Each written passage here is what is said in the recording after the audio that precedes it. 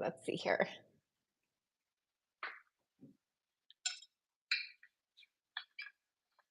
I think these things change. I think I can They, flip them up or down or whatever. oh, I bet you could. Okay. Oh, sorry. Oh, be serious. We're live. Okay. All right. So I'm Amy Molds, and I'm the CEO and co-founder of ArcPoint Forensics. And we have our guest here, Aaron Sparling. And this is the 12 Days of DFIRmas podcast. So every single day we have a different guest. And Aaron was so kind to join us. So Aaron, can you please introduce yourself and tell us a little bit about your background? Sure, absolutely. First, thanks for having me. I'm excited to be here. My name is Aaron Sparling. I'm currently we just rebranded our title. So I'm a Principal Incident Response Engineer Lead. I'm in the private sector now. Previous to that, so I guess my digital forensics journey started in 2010. And at that time, I was an officer with the Portland Police Bureau, and I was assigned to a criminal intelligence unit. So in 2010, I started with like mobile forensics on those giant UFEDs that look like an old video game. If you remember those, that had like a suitcase full of every dongle or attachment that there was that you would never use. But and then from there, I did that. I did about 17 and a half years at the police bureau. And then I spent a little bit of time with the United States Secret Service as a network intrusion forensic analyst until jumping into the private sector, which is where I'm at now. Wow. That's a Yeah. background. And that's also quite the title. I feel like that's a mouthful. It is a mouthful, and I just like literally we just rebranded probably a few weeks ago, and before that, I had just memorized what my title was, and then I had to change it. So yeah. I like your headband. I feel like you're stealing my game a little bit, but it's okay. Thank you. And then we're rocking And the sweater. The Christmas sweater is unicorn. Did you just have that, or did you have to order it for the show? Yeah, I got this for last Christmas. So this is my new Christmas. It was between this and I was trying to get a Die Hard one, but the one that I wanted, they were just like constantly sold out because Aww. by far the best Christmas movie of all time. So Did that one also light up? no, it didn't. It didn't. Yeah. Man. Yeah, it was. See, It was this is the better selection. Thank you. Yeah, I like for it. sure. It definitely attracts attention. Yeah, that it does. Yeah. Oh my gosh. So on the show, we've been talking about different trends for 2023. So as we approach the end of 2023, what are some trends that you've noticed? Yeah, I think, so I could give this some thought. And I think one of the biggest trends that I have seen, so I guess I should back up. So I'll state what it is, and I'll explain why I think it's a trend.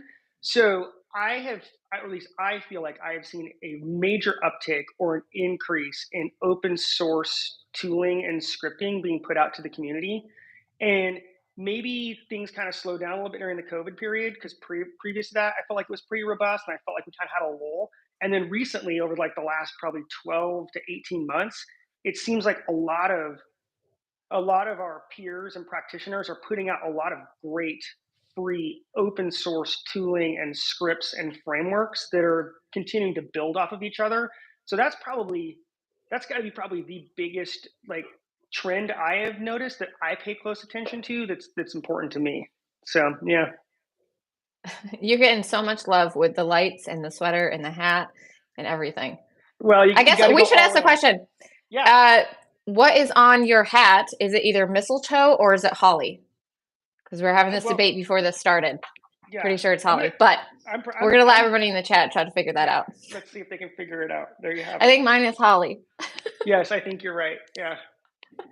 Anyways, no, we've noticed like some really good stuff that people are putting out as well. And even like the last, I think 3 months, I feel like there's been this huge spike in like awesome blogs that are coming out, research that's being done. So it's been really, really insightful to see what people are coming back with. And I'm not really sure why or what has propelled that, but I like it. We're all for it. So there's clearly some momentum, and it's not just in one individual space, right? So regardless of what your interests are or where you sort of specialize, like if you're a subject matter expert in mobile forensics, or you're more into host-based forensics or user investigations, or if you're doing malware reversing or memory forensics or whatever your sort of niche is, or if you're just the jack of all trades and across the board, I feel like all of those categories, we've seen a lot of momentum, like I said, in the last 18 months or even like what you were mentioning, the last 3 months of people releasing updates to frameworks. I've seen some folks going back and maybe addressing stuff that they hadn't touched for a couple of years and updating code and pushing out new code, doing some bug fixes. So it's super exciting. Yeah, absolutely. So research has played a huge critical role, especially going into this year, right? What do you think some of the capabilities are that are coming out that you're most excited about? Yeah, so I thought about this one too. So I will say this. So as far as research goes, I will tell you, last year, this is definitely not about me. This is about something that I'd like to see more of. But last year at Magnet User Summit, I did a presentation on doing how to do analysis of a Tails instance. So, like, if you were an on-scene responder and Tails is up and running, like, how do you manage that beast, right? And that was a problem that had to be solved in the previous area that I worked in, especially when I was doing a lot of like attachments to HSI and doing a lot of HSI missions. We were running across the lot, and that was just like what I did was just the scratch of the surface, the tip of the iceberg. And so I think there's a lot of opportunities there for the community to grab that and run with it. And there's definitely a need for it, right? Especially for our law enforcement partners, and or even I suppose even our non-law enforcement partners that are out there doing stuff as well. But we're seeing an increase in users using it, double negative, but which is fine. But as analysts or examiners or responders, we need to have playbooks on how to address that so that we're grabbing that data, um, you know, as, as as holistically as we can, and then analyze it. So I think that would be one that I think would be super exciting. I've been ironically enough, I'm working on a WSL research project, so a Windows subsystem for Linux. There's definitely some blind spots there for forensic examiners that are kind of scary. And what's really great is in the last, like you were mentioning, some of these blogs that are coming out in the last probably 6 to 8 weeks. If every Sunday looks at This Week in Forensics, which I'm sure we all do, there's been multiple blog posts where folks have been kind of touching on WSL. So I find that super exciting that because it's a technology, or not a technology, it's been a sort of implementation in Windows that's been out for quite a while, but we haven't really addressed it as a forensic community. Like, how do we manage this beast, right? So there's this whole other beast within inside of Windows, that forensically we need to be able to acknowledge, and then have, again, playbooks or ways to respond so that we can get the data that we need and identify. Like I said, I don't want the cat out of the bag yet because we're going to talk about it at Magnet User Summit in 2024. But there's some really cool blind spots. I guess they're not cool, but there's some really scary blind spots that could be like, whoa, like moments, which is kind of neat. So there's a lot of opportunities for research. Is there a specific publication that you're like around the research that you're referencing that is a go-to right now for you? No, I mean, basically, a lot of it's been individual researchers just kind of findings in short blog entries. Some of them they've been posting to their LinkedIn site. Like, people have been using LinkedIn a lot. I noticed that that's kind of an uptick too. I guess I didn't think about it till just now. Yes, it A is. lot of folks have been using LinkedIn lately as their own personal blog site. Huh. Okay. Interesting. But most of them are small, which are they're quick, easy reads. They're maybe hitting two or three key points, which is great. I will say this: there is, I want to say it was 2020. In 2020, Andrew Case, if you've ever heard of Andrew Case, so Andrew Case is one of the core developers for Volatility. Him and a few other students from, I believe, LSU, excuse me, put out a paper that was published and presented at DFRWS. And so that has some really interesting stuff in regards to the memory acquisition and analysis, which I thought was kind of interesting. Which brings me to another, I think it would be exciting research project for folks listening, is diving deeper into memory analysis, as we tend to rely more on cloud-based applications, right? So what I mean by that That would is, be a good one.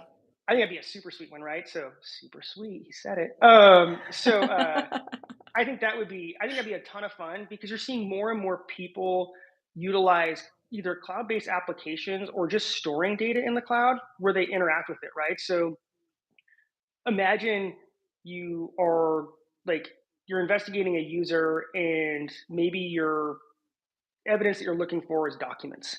And this individual either stores their documents in, say, like a OneDrive or a Google Drive, or they're using O365, and they never actually write files down to disk, but they're using their device to manipulate the documents or interact with the documents. And then you can make it even scarier when you get into, say, like the folks that do our ICAC stuff, our CSAM stuff, the child exploitation stuff. If they're storing that type of material in the cloud and it's never getting written to disk, but they're using applications from their host-based system to interact with it, that's all going to be stored in memory. Or at least there's going to be trace evidence stored in memory. Potentially there's going to be some gold mines. There's going to be a lot of like that right there. Like you and I might be just coming up with a new research project, Amy. But that right I there, know. We're gonna have to post a list somewhere. yeah, that right there, I think has a lot of potential. It's kind of, I got to hand it to Google because they were kind of ahead of the curve, right, with the Chromebook, like trying to push everybody off their, off the file system and up to the cloud. And I think just more and more people are going there, so you see more and more data. And then you could even make it one level. I could even scare folks with it a little bit more. Imagine if your suspect was to. This probably has nothing to do with the question you asked, but I'm going to ramble anyway. I love it. Go ahead. Imagine if your suspect set up their own cloud, right? So they're not even hosting on something like Yeah. like within Google or take your pick, right? Apple, to where they do look for that material and report to law enforcement, but they stand up, like your suspect stands up their own cloud infrastructure with like a QNAP or a Synology and never actually writes it down to their laptop or their desktop or whatever their device is, and then you execute your search warrant. You come in, you grab the devices, thinking that you're gonna hit the gold mine, and you don't. You might find, you might find some shell bags or something, but you're not going to actually find those home runs, right? Because the actual files are stored maybe in a cloud device that's hidden somewhere. I mean, unless you have like Geraldine's dog Siri that can sniff it out of the attic or something, you might not know it's there, right? So you could doomsday this all day long, but I think it has enough doomsday effect to it that it'd be a really cool research project. Do you just doomsday it all day long at work? Yeah, Just no, do you just absolutely not. No, that would be a bad day for me. Yeah, that'd be a very bad day. That would be a resume generating event. So I would be posting blogs on LinkedIn if I doomsdayed at work all day long. Jessica said, fantastic point, especially when legal prohibits us from touching the cloud, which I think Oh, is for something sure. that is big too, trend wise. Privacy. Yeah. Yeah. Oh, absolutely. Yeah. If you don't have that legal process to be able to even go touch the cloud, but you might have, I mean, clearly there's a few caveats, right? Like, I know this isn't a discussion on this project, but you show up and the laptop's up and running and you collect memory, and you notice that when you run everyone's favorite plugin first, which is PS List, and you see certain, like maybe you see a reference to Google Drive, or you see something to OneDrive, or you see reference to a bunch of Chrome instances, but you know that hey, this person interacts with these documents, you might find file objects within or handles that are touching those files within the memory address space of those actual processes. So that can be super exciting research. Add it to the list. Yeah, completely rabbit hole that one. Sorry about that. I felt like there was a research list somewhere posted before in the community of I feel like there probably was as well, and I feel like maybe Jessica could have been behind that.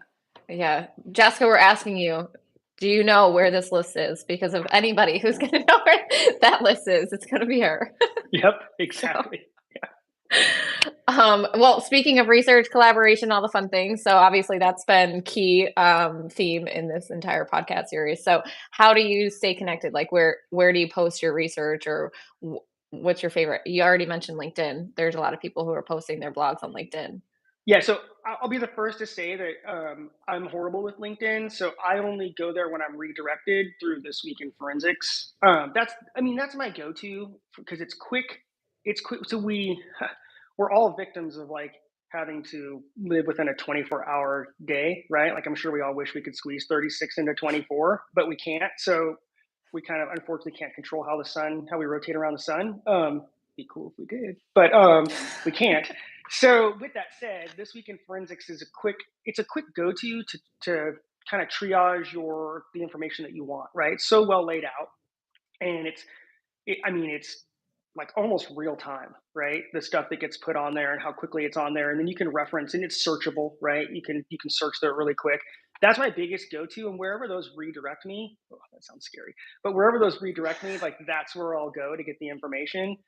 Which tends to be a lot of blogs, and quite frankly, a lot of folks are posting back to YouTube again, right? You're seeing an uptick in content being pushed up to YouTube, which is great. To some people in our community, they're visual learners, like they like to see it done in real time, right? Versus read through it. Yeah. Okay, there you go. So perfect. So So you're seeing a lot of that. I think, you know, yeah, definitely webinars have kind of taken a, you know, a front seat again. We're starting to see a resurgence. I think folks got a little burnt out with the virtual there for a while, kind of took a pause, and everyone's kind of coming back full swing. You're seeing it in the conferences as well. I know that like post COVID, the original in person conferences were a little kind of hit and miss on terms of just content, folks showing up, and just sort of that the community feel that it once had. And um, just by happenstance, you and I were at one recently where it seemed like, you know, it was kind of back in full swing, and seems Oh like that's yeah, starting to, you know, really build that momentum again, where people are getting out and doing the face to face. And this kind of lends to your question. Like, I think conferences are fabulous, right? Because one, it gives you a break, right? So you get out of the office, right? So you kind of get that part vacation, part, you know, recharge. But more importantly, like the talks are phenomenal, but it's the conversations that you have in the hallways after the talks, or it's like you don't even make it to a talk because you get stuck in the hallway with someone and you're having such a great conversation and things are spinning off that you're like, oh, I totally missed that talk I wanted to go to, but I got more out of spending 45, 50 minutes in the hallway talking to this group of absolutely. individuals about something. So that's a fabulous way to collaborate. And it also sometimes gives folks FaceTime or access to sources, right? So, you know, there's a lot of our peers in the community that either and a few are on here, you know, that are popping messages. Thank you, Kevin. That either like that build tooling, that blog, that put stuff out there.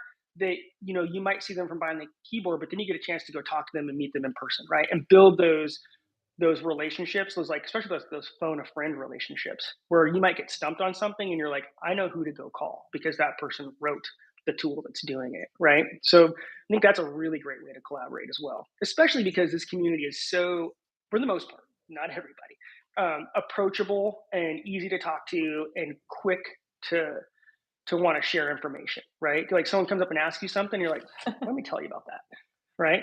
How So much time do you have? exactly, exactly. They're like, oh, we're Yeah, not asking Aaron anything because he never stops talking. I suffer from the same Yeah, skill, so right. it's Yeah. fine. Oh, So Jessica did answer a question. See, I knew she would know about DFIR, so that's yep. good. There you And she go. said, "In Fillmore, we trust," which we all trust Fillmore. This Week in Forensics is great. It's been around forever, I feel like. Yes, it So, is. Yeah, they do an incredible job, like of getting out a lot of really useful content. And again, it's across all disciplines. So whether you're, you know, maybe you are in law enforcement and you're working in a lab, or you're working on an ICAC unit, or you're working in the private sector, or you work in malware research, you even cyber threat intelligence, like they have it all in there. So you can find just about anything that you need in that document. yeah, and even the software updates, which Oh, that's is I go there first. a That's the whole first nother thing I do. I go commitment level. I was straight to like, the bottom. man, Yep.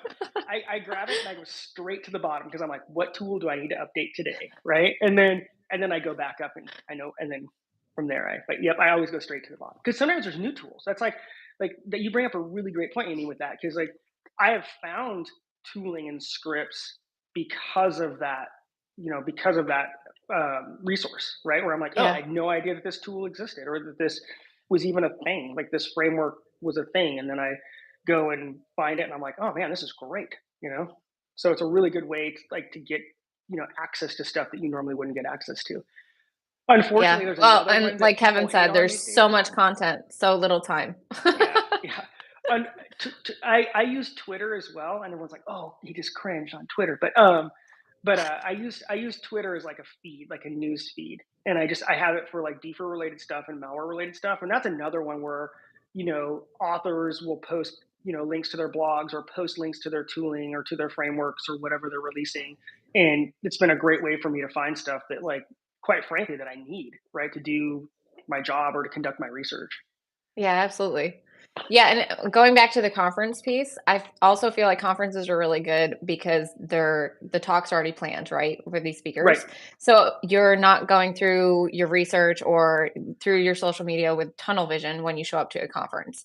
So you're Correct. getting exposed to different things that you normally wouldn't maybe seek out or research yourself because you're just there, you're present. So I've actually when I was at DEF CON years ago, it's been a while. We don't have to talk about how long ago it was, but um this was when they were talking about hacking pacemakers, and I'm like, "Wait, what?" Oh, yeah, I was like, "This is so interesting," because I would, 1, never look that up. right. I don't want to hack a pacemaker. Um, but then also I was just like a whole 'nother scary side of hacking that I was like, "Oh, that's super disturbing." No, and you bring up another really good point. So when I was with the service, actually prior to the service, I was part of this thing called the Technical Advisory Council for the National Computer Institute for the Secret Service, and it was at the time it was made up of task force officers around the country. But the University of Tulsa has a the United States Secret Service used to be called the Mobile Lab, the cell phone lab, but it's since grown. Is at the University of Tulsa, and they brought us in to be for a couple days. This whole tack, we got to come in, and what was really cool about it was there was like 6 or 7 grad students. These are actually one who I loved her presentation. She had just defended her dissertation the day before, right? So she and was blessed to move forward. So she is, has her PhD, and the other 4 or 5 were in the process of defending their dissertations, and they were all on really interesting research that like you said, like you wouldn't think of. Now, granted, I can't go into details about what they were because they have, implications like that deal with national security type level events. But you could think of things like I would never in my life have thought of even looking at that widget at that detail, or even that, like I said, like that widget would have never even like crossed my mind. And so it's really refreshing sometimes to even see what. And these are non-practitioners, right? These are like the academics that are in our community because we definitely are built of you know the digital forensics community isn't just all practitioners, right? We have a whole host of academics that are, very much invested in the academic side of our field that make huge, significant contributions like every day, every year, and maybe they're not out, doing the in the field stuff every day. So it's sometimes it's refreshing to see their stuff as well. Tends to be a little more low level and higher on the technical side, but it definitely is exciting to see some of the stuff that these folks are doing. And probably some of the research projects that you've read, you're thankful that they're on the other side. Yes, very much so. Yeah, and it's funny because I say kids; these were young adults, and man, they were super sharp. I was like, I'm so glad that we're hiring you. So glad you're on our side. I don't Yes, wanna be hundred on the other percent, side of that table. hundred Yeah, percent. and Yeah. Jessica said we need different perspectives. So we actually have, an engineer who we hired out of academia, and he provided a totally different perspective for us on some of the challenges we had. Oh, 100%. Because, you become insular, right? And then just sort of the group think sort of shrinks because it just sort of kind of melds together and becomes very linear. So it's always nice when you have those outside perspectives or someone that comes in and says, "Hey, I'm going to pull the pin on this hand grenade today. I'm going to drop it and then walk out of the room and see what comes of it." Not that I've ever done that. But I think that's important to kind of shake it up, right? And Yeah. so, yeah, I have So no idea what if we're still on this proper it question or it's not. okay. It's totally fine. So in terms of our field obviously evolving and some of the research that's coming out of it, what do you think some of the technological advances are and what's caught your attention?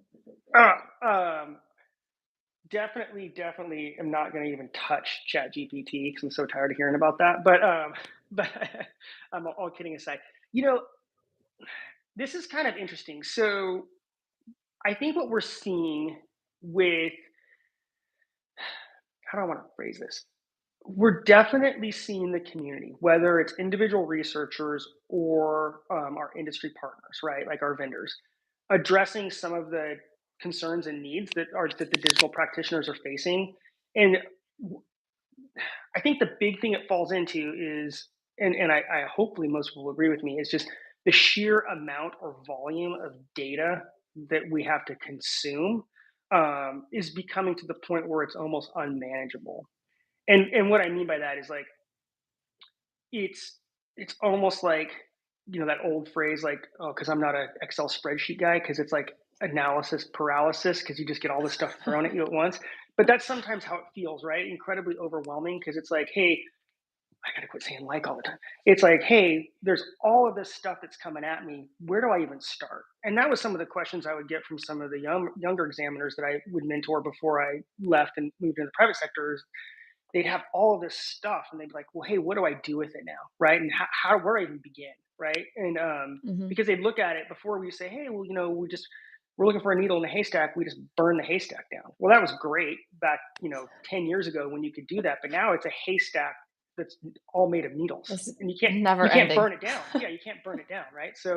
Um, so what I'm seeing is I'm seeing folks try to integrate or their tooling so that it speeds up some of the processes.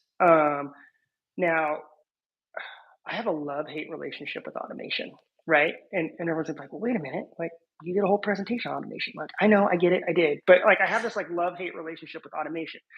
I think automation is super important, and it definitely plays it fills a critical role, especially as we continue to move forward and like pretty much as we like to joke, like we collect all the things and we forensicate on all the things. Like there's a lot of truth to that funny little statement, but having certain processes that you can automate that make sense, like I'm all for that. Though what concerns me sometimes is when we over automate the process of certain things, and I know that I'm being very sort of um, broad here, that overlap with analysis and take some of the control of the analysis out of the hands of the examiner or the analyst. And then I think what happens is we start to, become over reliant on our tooling and less reliant on our skill set. And then Hmm. we're starting to see a watered down version of our skill set. And what I mean by that is not that like people are like, hey, I don't know what a link file is. It's more like, I don't know how to problem solve anymore. Right. And I can't so think for myself. Yeah. yeah, exactly. Like I don't even know, like it didn't return the result that I want. So okay, I guess I'm done. It's like whoa, like pump the brakes. Like we got to go figure out why it didn't return the result that you were expecting. Is it because it's not there, or because somewhere along your automation pipeline or during your workflow you just inadvertently Something mix broke. something Yeah. broke or and it's interesting because like I had a conversation with a peer, one of my Secret Service peers a few years ago. There's a great class that's taught at the NCFI. It's a 3-week course. Like, yep, you're in seats for 3 weeks, and it's called Nitro. It's a network intrusion responder course, and the whole idea of this class is to take um, law enforcement examiners and give them some skill sets. So if they did have to respond to maybe say like a even ransomware cases, but maybe like a mom and pop that's hit with like some POS and point of sale malware or stuff like that, they have some the requisite skills to at least work through that investigation, right? But one of the things that they were teaching was this.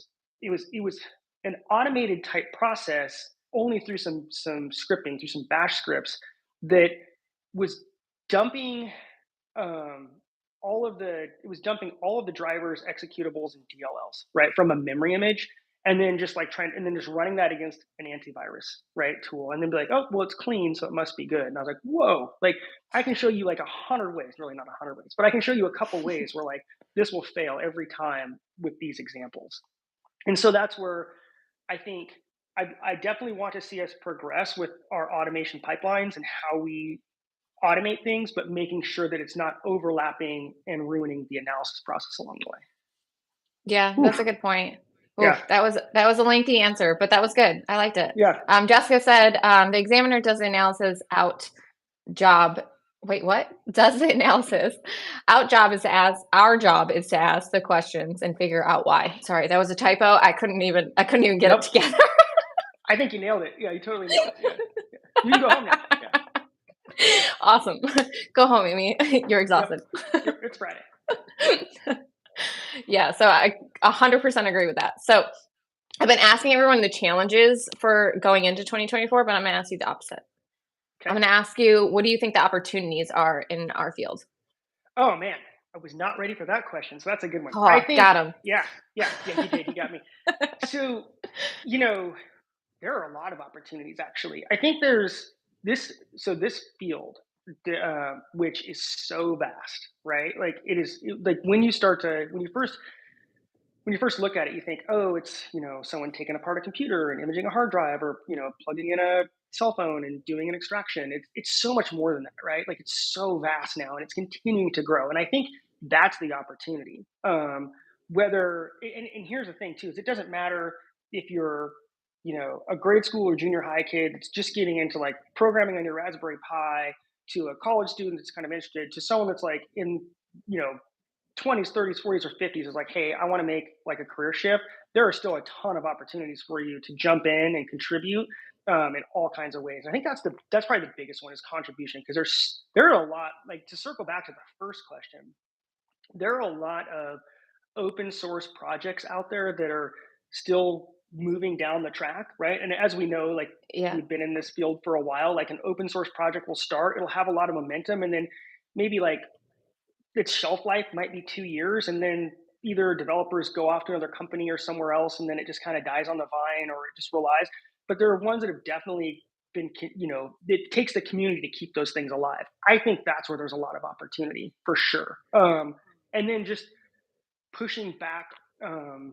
This is going to make Jessica super happy, so you're welcome, Jessica. But pushing back our research and our findings back to the community, right? So Yes. and not holding it tight, like just pushing it out there so that everyone can benefit from it and then build on it. It's that's where I get excited. Is I get excited from doing my own stuff, but I also get more excited when especially like when I share something with another.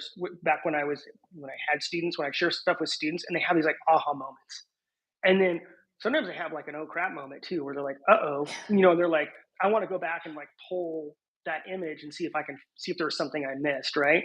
But usually they have those aha moments. So I think there's just I mean there's opportunities galore. Yeah. Yeah, I feel like But the "oh crap" moments are just, like, smiling and fading. yeah, yeah, oh yeah. "Alright. Oh no, I'll be right you've back." seen them. Oh, I've totally seen them. Or I'll like, or I've had students come up to me. This was what. Cause so I should back up. So that time that I was with the Secret Service as a NIFA, as a Network Intrusion Forensic Analyst, I wasn't assigned to a field office. I was actually assigned to the NCFI, the National Computer Forensic Institute, and part of my job was to oversee the NITRA program. So I would work with students that came through that facility, and they would come up to me on breaks or lunch and be like, hey, so, and I'd be like, oh yeah, walk me through that one. And I'd be like, no, I'm like, go back and pull it, let's find out. Or they'd be like, so you're really telling me that? I'm like, yeah, I'm really telling you. And then you could tell, like, sometimes they wanted 2 plus 2 to equal 5, and I'm like, no buddy, like 2 plus 2 is 4. Like we can pencil whip that math all day long, but it's still going to be 4. Like, yeah, there's no way I can make it equal 5. Yeah. So, hypothetically, if my friend did this thing no, Yeah. Oh yeah, you're exactly. Yeah. like, Yep. "Hmm, Hmm. we should probably talk to your friend." Yeah, and I know your listeners are probably like, "Oh my gosh, that sounds horrible." It's really not that bad. It's more just like folks, um, the longer you do this, especially like, well, I should be careful with that because you could spend your whole life just doing the bare minimum at anything and never get really in depth in anything that you Yes. do. The more interest that you take in this field, and the more like personal ownership that you take in regards to things like that we're passionate about, like research, right? And like, oh, that's kind of weird, like I want to dig in more and figure out like why this is doing that.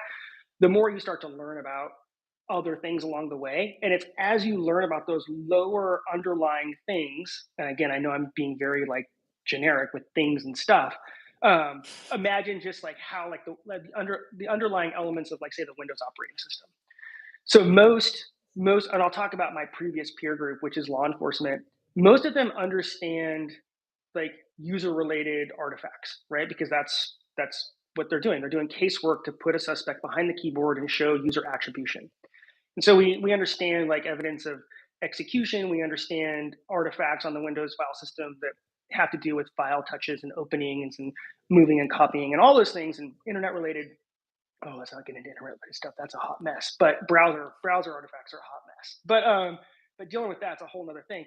But when you start to dive, if you ever were to start to dive into say the lower level functionality of the Windows operating system, as overwhelming and intimidating as that can be, it really takes your blinders and just boom pulls them so wide open that you start to see the things that you deal with on the daily, like link files, prefetch, the MFT, like, and even, registry, and you start to see how that all works from a bigger view, you become so much better at your job and so much better at problem solving because you're like, okay, I know what that does, and I can go 3 layers deep.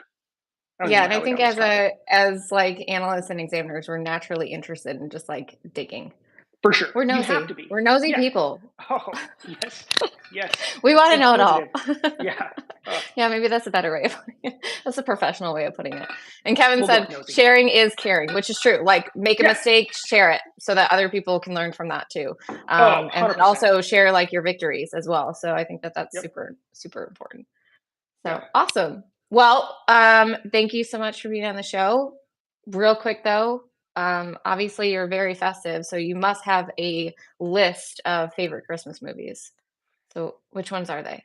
Well, Die Hard would be one because who doesn't like watching Hans Gruber fall off Nakatomi Plaza? But then you would have Home Alone, and then obviously National Lampoons. Like the original Home Alone, or is like Home Alone 2, 3? I don't even know what number we're on The at this the point. the original Home Alone, and then who doesn't love like the original, Frosty and the original Rudolph, with like I think it's like Burl Ives or whatever that plays the snowman or whatever. Like who does not love those, right? Those are such classics. I would say I don't. I did, but I Sure. have a young child who is just like, this is like on loop in our house, and I'm like, I swear if I have to listen to Frosty sing one more time, like I can't. I'm gonna go crazy. So, Right. but yeah, outside of that small little bloop, yeah, I would say I would agree with you. Okay. But All right. Yeah. You're like yeah. anything on the Hallmark Channel. Boom. Oh my gosh, I could go for days talking about the Hallmark Channel. I mean, it's they have like an entire like just Library of script for Christmas each, movies. Yeah. but it's all the same. It's all the same story every single Yep. time. Yes, it So is. It is guy meets girl. They fall in love in Christmas. Like you can like it's you're always in a country town, which yes, makes yeah, zero or you sense. go or somehow you end up back at one of their parents' house for Christmas because the car breaks down and you just wandered, knocked on the door, and it was the guy that cut you off in line for your latte, and there it is. Like you and I could literally write one of those scripts right now in 5 minutes. Yeah, yeah, Yeah, no offense. If someone cuts me off, I have a coffee addiction that's just unhealthy. If someone cuts me off in the coffee line, you're dead to me. yeah. Okay, good to I'm just know. like, Yeah, absolutely not. No, yeah. we are not friends ever. Check your tires when you get back to the parking lot. Yeah, Exactly. yeah, No, just kidding, everyone. Just kidding. We're not yep. violent. Hmm. We just examine violent cases sometimes. So it's Yeah. fine. You're gonna get a holding pass with a coffee ChatGPT out makes for Christmas. Hallmark scripts. Yeah, exactly. That's a good point, Kevin. Maybe they are using AI to generate these scripts. Yeah, maybe. Yeah, That makes a good point. So, all right. Well, thank you again so of much for course. joining Well, no, us. thanks for having me. Yeah, This is an it awesome was a lot of fun. conversation, Yes, it was and very I love conversational. your festive outlook. Thank you. So life is a little messy. So I do have to warn everyone. Monday, we're supposed to have a guest on, and I actually had to schedule Geraldine and Siri to come on Sunday. So we're going to do a live show on Sunday. It'll be recorded, and then we'll release it on Monday for everyone. So had to just make a little bit of adjustments, last minute changes, but still keeping pace. We can't skip one. No. So, all right. Well, thank you so much for everyone for joining in, and this will be live here. This episode that's live will be posted in the next couple of minutes. So if you missed anything, you can go back and watch it. So thank you again so much for joining us. It was really nice. Bye.